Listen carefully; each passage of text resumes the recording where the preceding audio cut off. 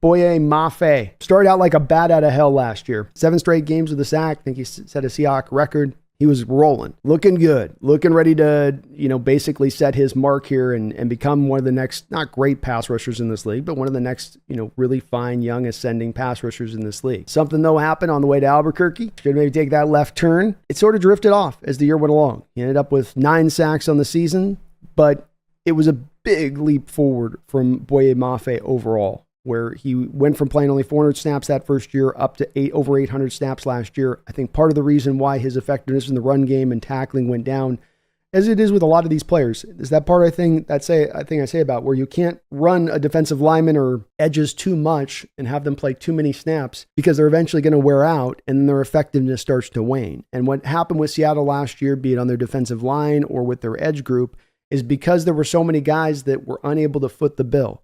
From your Frank Clarks to your Darrell Taylors to even a Derek Hall, this then leads you to having to now lean on the guys that can kind of do what they can do. And in this case, Boye Mafe was really your only true fully functional edge throughout the whole course of the year. You lost to Uchenna Nwosu, and a big reason why you saw the sack production fall off for him was that early on in that year, Uchenna Nwosu had a little bit more of the reputation.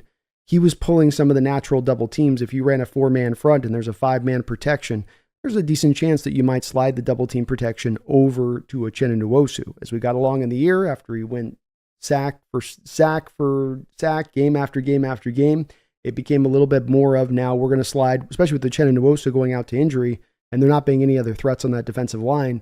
Now we can slide a little bit of that help now over to Mafe, and he started to garner some more of those double teams.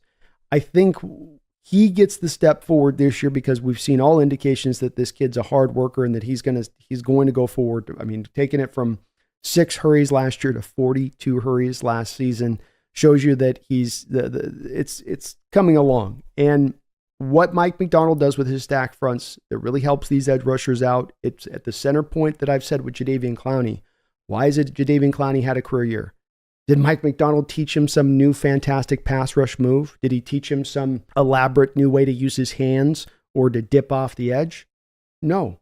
Quite simply, in my opinion, what he did is he utilized and put Jadeveon Clowney in the role that he's best suited to be, which is a blindside edge rusher, most of the time hand in the dirt, in aligned out of a wide 9 technique, or instead of standing up like you'd have a 3-4 defensive end, you just have him put his hand in the ground. In Coach Carroll's defense, it was called the Leo, and you just let that guy go hunt. But then the extra part on top of that is those stack fronts pull the protections off the edge, and now you give that guy in the edge more one-on-one opportunities. Why did Boye Mafe have the success he did early on? And he was able to have sack after sack after sack because a lot of part he was just given those one-on-one opportunities, and he's good enough to beat a tackle off the edge in one-on-one a lot. Pull the double teams, maybe he can't be quite effective. Does the scheme pull some of the double teams away? Yes, it does.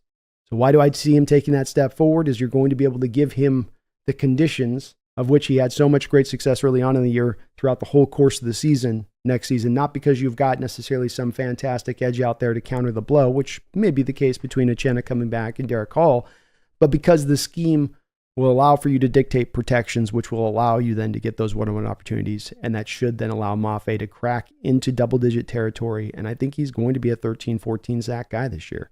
Don't think he gets into the carrot territory or Watt territory, but a 13 sack kind of guy, and just a problem off the edge. I also think the run defense comes up much more further than it was last year. Part of that breakout is him being a complete player, and I think that was that part I go to with the 800 total snaps and the defense basically playing, collectively an extra game and a half on the football field compared to other defenses in the league. That was going to eventually wear everybody down, and that's why we've got to look a little bit with this group of guys, and especially those guys that had to play a lot of snaps, with a little bit of a special outlook as far as, yes, we can certainly say this should have been better than their play or that better than their play, but you just can't. You've got to have a better rotation this day and age with a 17-game season with the 2 Thursday night games. Having to play last year, for instance, 3 games in 15 nights.